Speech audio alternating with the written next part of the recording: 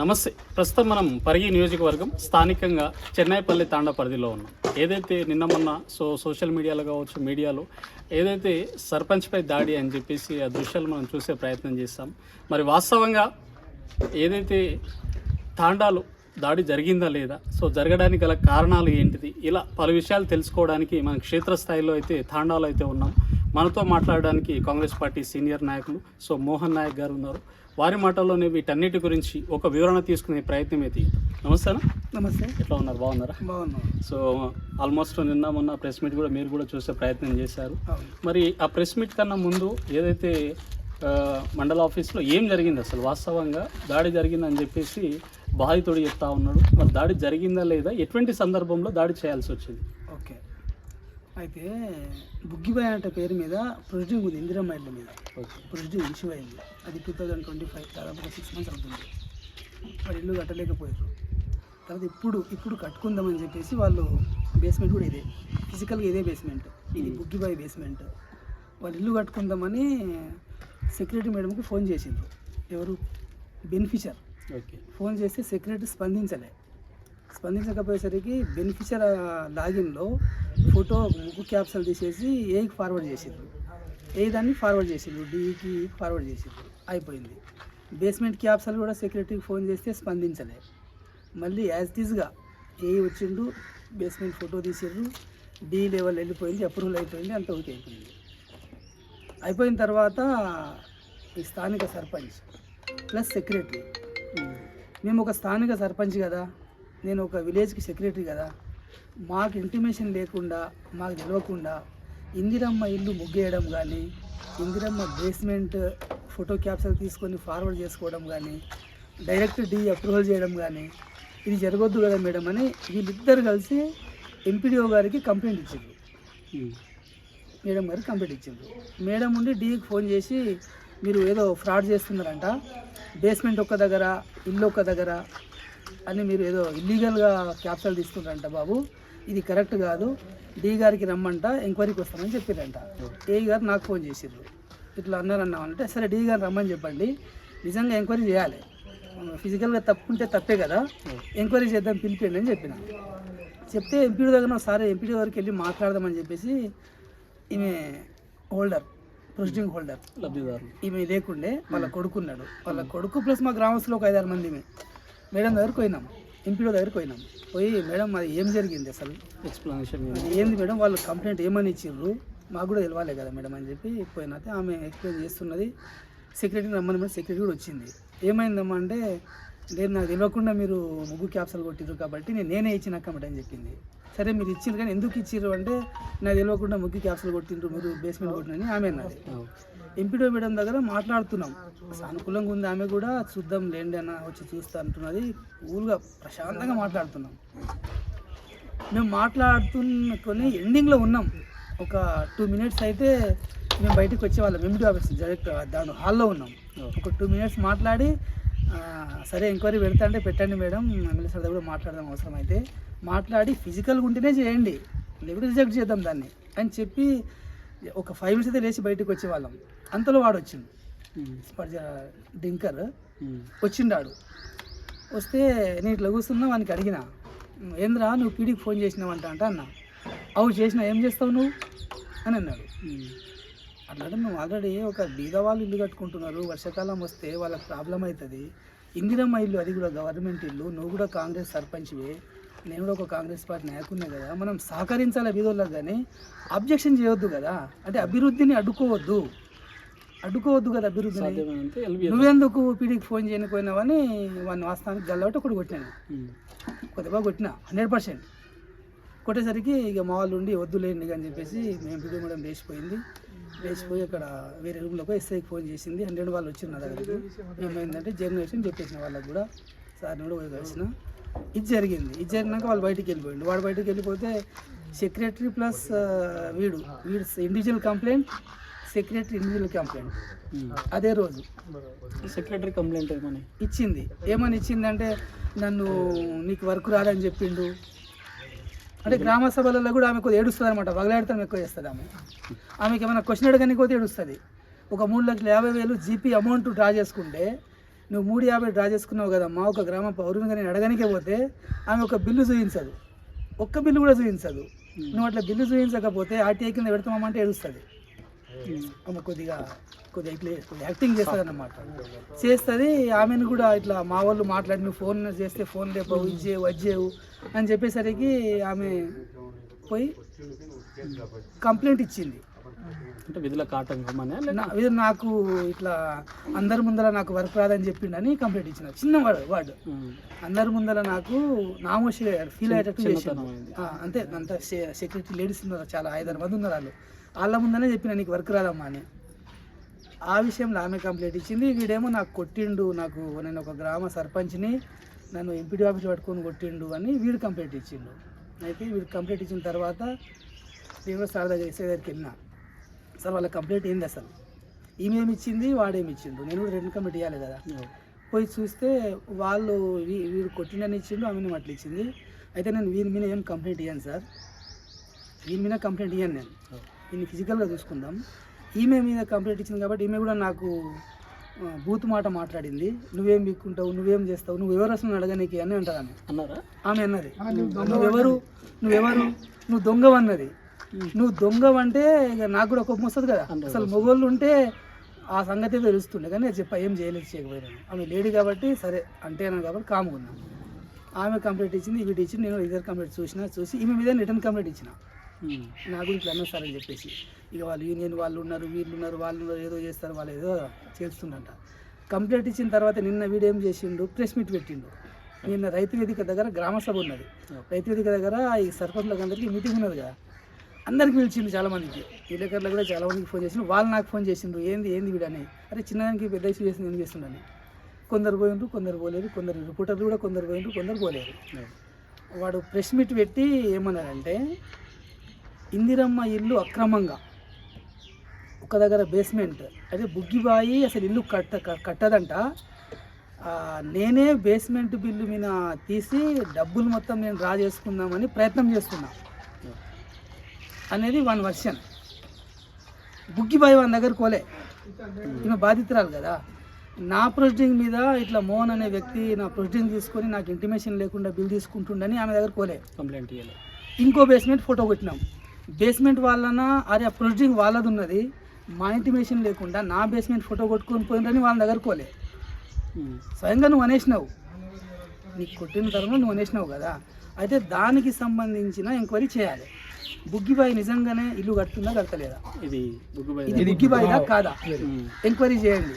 కనిపిస్తుంది బేస్మెంట్ ఉందా లేదా అంటే, బేస్మెంట్ లేకుండా క్యాప్సల్ రాదు ఇందిరమ్మ ఇల్లు. బేస్మెంట్ విత్ ఫిల్లర్ కూడా ఇది వేరే, ఇది ఇందిరమ్మ ఇల్లు, అది అయిపోయింది. ఇది ఇందిరమ్మ దీనికి సంబంధించింది. అయితే ఏముంది సార్ అంటే, ఇందిరమ్మ ఇల్లు 600 దాటితే ఫోటో క్యాప్సల్ తీసుకోదు. అప్పట్లాగా కాంగ్రెస్ ప్రభుత్వం అప్పుడున్నప్పుడు పాతిళ్ళ మీద లేదు, ఫోటో క్యాప్సల్ కంపల్సరీ తీసుకోవాలి. సజ్జ లెవెల్ ఫోటో తీయాలి, అయితేనే బిల్ వస్తుంది. ఆల్రెడీ కట్టిన ఇల్లు మీద బిల్ తీసుకోవడం సాధ్యం కాదు, కలెక్టర్ అనుకునేవాడు సాధ్యం కాదు. అయితే ఇది నువ్వు వివరణ చెప్పినావు కాబట్టి, బుగ్గిబాయి ఇల్లు కడుతుందా కట్టలేదా, బేస్మెంట్ ఫోటో వచ్చింది, పీడీ లెవెల్లో ఓకే అయిపోయింది, బేస్మెంట్ బిల్లు ఏం చేసినా అకౌంట్లో పడుతుంది. పడ్డ తర్వాత సెకండ్ సజ్జ లెవెల్ కూడా ఇస్తారు, దానికి ఒక ఫోటో కొట్టాలి. సజ్జ లెవెల్ ఫోటో కొడితేనే బిల్లు వస్తుంది, కూడా రాదు. ఇల్లు మీద వాడు చెప్పిన దానికి అంటున్నా, ఫ్రాడ్ జరిగింది ఇందిరమ్మ ఇల్లు అంటున్నాడు కదా, ఏదో ఎమ్మెల్యే సార్ పేరు వాడుకొని అంటున్నాడు అనేది అంటున్నాడు. ఇందిరమ్మ ఇళ్ళ దగ్గర సార్ పేరు వాడుకునే అవసరం లేదు. సార్ నాకు చాలా సన్నిహితంగా ఉంటాడు, అందరికీ సన్నిహితంగా ఉంటాడు, మనం పని చేపించుకుంటున్నాం. మనము ఏమాత్రం తప్పు చేస్తే పార్టీకే కదా నష్టం. ఇందిరమ్మ ఇల్లు దగ్గర ఫ్రాడ్ జరిగిందంటే మన పార్టీకే నష్టం కదా, మన ఊరికి ఇంకో సైకిల్ కాకుండా అవుతుంది కదా. ఇప్పుడు మీరిద్దరు గొడవలు కూడా పార్టీ ఇబ్బంది పడతా ఉంది కదా. ఇప్పుడు నీ పర్సనల్ నాకేమన్నా ఉంటే డైరెక్ట్ మనం కొట్లాడదాం. కానీ ఇందిరమ్మ ఇల్లు దగ్గర ఫ్రాడ్ అయిందని, ఇందిరమ్మ ఇల్లు దగ్గర ఫ్రాడ్ అయితే ఎంక్వైరీ పెట్టు. నీ ఒక సర్పంచ్గా ఎంక్వైరీ పెట్టి ఈ బిల్ రాకుండా ఆపుకో, అది నీ బాధ్యత. ఆపుకో, అది నువ్వు చేసుకో. ఇంకోటి ఏమన్నాడు, ల్యాండ్లల్లో బ్లాక్మెయిల్ చేస్తున్నాడని వాడు అన్నావు. అయితే ల్యాండ్లలో ఎవరికి బ్లాక్మెయిల్ చేసి ఏడ మోసం జరిగిందో వాళ్ళు ఉండాలి కదా. ఒక బాధితుడిని ముందర పెట్టుకొని మాట్లాడాలి నువ్వు ప్రెస్ మీట్ అంటే. వాళ్ళు ఎవరు, ఆ ల్యాండ్ సర్వే నెంబర్ ఏందో అది కావాలి మనకు. కంప్లైంట్ ఎవరు ఇచ్చిండ్రు, నీ దగ్గరికి ఎవరు వచ్చిండ్రు? ఇప్పుడు ల్యాండ్ దగ్గర అన్నీ చెప్పినావు కదా, ల్యాండ్ నీదా లేకుంటే మీ కాకదా, మీ నాయనదా, మీ అప్పదా, మీ చుట్టాలదా, ఆ ల్యాండ్ సర్వే నెంబర్ ఏంది, అసలు ఆ ల్యాండ్ ఇష్యూ ఏం జరిగింది, ఆ ల్యాండ్ ఎక్కడి వరకు ఉన్నది, ఏం పట్ట చేసుకున్నామా లేకుంటే ఆ ల్యాండ్ ఫిజికల్గా మనం పోయి అక్రమంగా కబ్జా చేస్తున్నామా అనేది కూడా మనకు ఎవిడెన్స్ కావాలి. అయితే మనం తప్పు చేసినట్టు, నువ్వు తప్పు చేసినట్టుగా నిరూపించాలంటే ఎవిడెన్స్తో రావాలి. బుగ్గబాయి పేరు మీద ఇల్లు వచ్చింది కదా, పీడీ లెవెల్లో మాట్లాడావు కదా, మాట్లాడి ఎంక్వైరీ పెట్టి దీన్ని రిజెక్ట్ కొట్టించేసేయి. ఇది కాదంటే కాదన్నా, ఇప్పుడు మీరిద్దరు కాంగ్రెస్ పార్టీలో ఒక మంచి కీ రోల్ ప్లే చేస్తారు విలేజ్. మరి మీరిద్దరు సామరస్యంగా మాట్లాడి సాల్వ్ చేసుకునే ప్రాబ్లాన్ని దీన్ని పార్టీ వరకు నియోజకవర్గంలో దీన్ని సర్పంచ్ల సంఘం వాళ్ళతో ప్రెస్ మీట్ ఇట్లా పెట్టించి దీన్ని అంతా పెట్టియొద్దు కదా సర్పంచుల సంఘం అధ్యక్షుల ద్వారా పెట్టియొద్దు, అసలు ప్రెస్ మీట్ పెట్టొద్దు కదా. నువ్వు పెట్టి ఏం సాధించున్నావు అంటున్నావు అంటే ప్రెస్ మీట్ పెట్టడం వల్ల ఏమైంది, న్యాయం జరిగిందా? జరిగేదాన్ని నువ్వు అభివృద్ధిని అడ్డుకుంటున్నావు తప్ప ఒక సర్పంచ్గా అభివృద్ధిని కొనసాగించాలి. నువ్వు ఇల్లు రాకపోతే ఇల్లు తీసుకొచ్చి కట్టించే బాధ్యత నీది ఉన్నది, ఆ బాధ్యత నా మీద ఉన్నది. నేను చేసేదాన్ని నువ్వు వద్దంటున్నావు. ల్యాండ్ అన్నావు, ఆ ల్యాండ్కి సంబంధించింది ఎవరు అంటున్నా, ఎవరు, ఆ సర్వే నెంబర్ ఏంది, ఆ పర్సన్ ఎవరు, అది కూడా కావాలి కదా. రెడీ ఉన్నా నేను ఇప్పటికి కూడా సెకండ్ మళ్ళీ ఇంకో సైడ్ మీరు రండి, నాకు ల్యాండ్ దగ్గర ఎలిగేషన్ అన్నాడు కదా, ఆ సర్వే నెంబర్ ఏంది, ఆ పర్సన్ ఎవరు, వస్తే మాట్లాడదాం, వాళ్ళకి సమాధానం చెప్తా నేను. దానికి ఏమైనా సంబంధి పోయి నాకు అక్రమంగా నా పేరు ఉన్న భూమి నువ్వు చేసుకున్నావనా, లేకుంటే ఎవరికైనా సహకరించినా, లేకుంటే అక్రమంగా పోయి నేను కడిలు వాతిన్నా, ఆఫీసర్లతో కుమ్మక్కై ఎంఆర్ఓతో మాట్లాడి ఇంకేమైనా చేసినా అంటే ఎవిడెన్స్ లేకుండా మాట్లాడొద్దు కదా. ఎవిడెన్స్ లేకుండా ప్రతి మాటకు వాల్యూ ఉండదు. మనం ఏం మాట మాట్లాడితే ఎవిడెన్స్తోనే మాట్లాడదాం. ఇల్లు ఉన్నది, ఇందిరమ్మ ఇల్లు ఉంది కదా, దాని మీద నువ్వు కంప్లైంట్ చేసినావు కదా, ఇది నిరూపించి రాగానే దీన్ని క్లోజ్ చేసుకో. ఎట్లా మరి ఈడీ లెవెల్లో కాకపోతే ఈ లెవెల్ వెళ్ళిపో. ఇప్పుడు దీనికి కంక్లూజన్ ఎక్కడ మరి? మా కంక్లూజన్ ఇప్పుడు మేము చెప్పనవసరం లేదు సార్. ఇందిరమ్మ ఇల్లు వచ్చిందని వాళ్ళు ఇల్లు కట్టుకుంటున్నారు. ఎన్ని ప్రెస్ మీట్లు పెట్టినా, ఎక్కడ కంప్లైంట్ చేసినా బరాబర్ ఇల్లు కట్టుకుంటారు, బిల్లు వస్తుంది, అన్నీ జరుగుతాయి. ఎవడొచ్చినా సమాధానం చెప్తాం, మాట్లాడతాం, దానికి సంబంధించిన పేపర్స్ ఉన్నాయి, అన్నీ ఉన్నాయి. ఇందిరమ్మ ఇల్లు క్లియర్ కట్. ల్యాండ్ విషయంలో అన్నావు కదా, అదేమైనా వేసేది ఉంటే నువ్వు చేసుకో, నీ ఇష్టం, అది తీసుకురా. లేదు అంటే నన్ను ఇబ్బంది పెట్టాలి, నన్ను ఏమో చేయాలనుకుంటే ఎవిడెన్స్ పెట్టి చేస్తే దానికి కూడా నేను సమాధానం చెప్తా కదా. చెప్పకుండా అయితే ఉండలేను కదా. మీరు ఫోన్ చేసి నేను 8,000 ఉన్నా వేరే పని మీద, మీరు పిలిచిండ్రు, నేను రావాలి, నా బాధ్యత అది.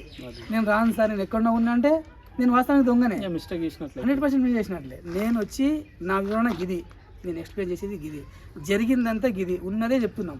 ఆడ ఎంపీడీఎఫ్లో ఏం జరిగింది, స్టేషన్లో ఏం జరిగింది, వాళ్ళు ఏమన్నారు, నేనేమన్నా అనేది ఇవన్నీ వ్యక్తిగత కక్షలు అనమాట. ఇది తీసుకొచ్చి మనం ఊరి మీద రుద్దొద్దు. వర్షన్ ఏంటంటే సర్పంచ్ గారి ఒక వర్షన్ కూడా ఏదైతే మన జరిగిన ఎలక్షన్లలో ఏదైతే ఓటమి పాలైందుకు నా మీద కావాలని ఆ అక్కస్తోటి ఇబ్బంది పెట్టే ప్రయత్నంలో ఇవన్నీ నన్ను కొట్టడం కావచ్చు, ఇవన్నీ జరుగుతూ ఉన్నాయి అనే విధంగా మరి అది ఒకటే పెట్టుకో. నా మీద సర్పంచ్గా ఓడిపోయినందుకు, నేను గెలిచినందుకు ఆ కసితోన నా మీద దాడి చేసిండని కంప్లైంట్ నా మీద. కానీ ఇదంతా చెప్పొద్దు కదా, అన్ని కూరగాయల గంపలకు అన్ని కలిపొద్దు కదా. నా మీద ఓడిపోయినందుకు కక్ష సాధింపు కోసం చేస్తాంటున్నావు కదా, దాని మీదనే ఫోకస్ చేయి, దాని మీదనే కంప్లైంట్ చేయి, దాని మీదనే ఉండు. ఆ లైన్ దాటిపోవద్దు కదా. అది దాటి మళ్ళీ ఏం చేస్తున్నావు, పరిధి దాటినావు, నువ్వు తాగి ఆఫీస్కి వచ్చినావు, తాగి స్టేషన్ 100% ఎస్ఐ మన కానిస్టేబుల్తో చెప్పిస్తాను నేను. అంటే తాగి ఆఫీస్కి వెళ్ళొద్దు, తాగినప్పుడు నువ్వు మాట్లాడు. నాకు ముందు బాగాలేదు కదా, నేను ఎంపీ దగ్గర కూర్చున్నప్పుడు నువ్వు రావద్దు అడిగి, నేను మాట్లాడిన తర్వాత నువ్వు పోవాలి, నువ్వు పోయి నువ్వు మాట్లాడుకోవాలి. నేను అక్కడ మాట్లాడుతున్నా, నువ్వు వచ్చి నేను ఫోన్ చేస్తా, ఏం బిక్కు అంటే ఏం బిక్కుంటారు, ఏం మాట్లాడతారు. ఓటమి గెలుపు సహజమే. నువ్వేంది గెలిచినావు, మంచి వాళ్ళే ఓడతారు, మంచి వాళ్ళే గెలుస్తారు. ఇది శాస్త్రం కాదు కదా. నువ్వు గెలిచినంత మాత్రం వాడు ఏదో అనుకుంటున్నాడు, ఏదో అనుకొని ఊరుకు సేవ చేయి భయ్. నాకు ఇంకా కొద్దిగా పని తప్పింది, నాకు నువ్వు చేయి, అయినా నేను చేస్తున్నావు ఎంతో కొంత. ఇక వీళ్ళంతా మా వాళ్ళే, నీ వాళ్ళని తోలుకొచ్చి మీ వాళ్ళకి కూడా ఒక ఇందిరమైన ఇప్పి వాళ్ళకి ఇల్లు కట్టించే ప్రయత్నం చేయి, వాళ్ళకి హెల్ప్ చేయి అనేది నా వర్షన్. అంతేగా. ఇది సార్ అంతే. ఇది ఏదైతే సో మోహన్ నాయక్ గారి మాటల్లో ఏదైతే తాండాలో జరిగిన ఈ పరిస్థితి కారణం ఏదైతే నా పైన ఏదైనా చిన్న రాంగ్ ఏదైనా మిస్టేక్ జరిగినట్లుంటే దానికి సంబంధించిన విత్ ఎవిడెన్స్ తోటి విత్ సాక్ష్యాలతోటి మాట్లాడితే దానికి ఆన్సర్ ఇవ్వడానికి కావచ్చు, దానికి నేను నా పైన రాంగ్ లేదని నిరూపించుకోవడానికి సిద్ధంగా ఉన్నా అని చెప్పేసి వారి మాటల్లో వివరించే ప్రయత్నం అయితే చేస్తూ ఉన్నారు. ఏదేమైనా ఇటువంటి ఇష్యూస్ అంటే చిన్న ఇష్యూని దీన్ని పెద్దగా చేసుకొని దీన్ని పార్టీకి ఆపాదించడం కావచ్చు, అటు ఎమ్మెల్యే గారికి ఆపాదించడం వల్ల ఏదైతే నియోజకవర్గంలో కొంచెం ఇబ్బందికర పరిస్థితులు ఎదుర్కొన్నట్టు కనిపిస్తూ ఉంది.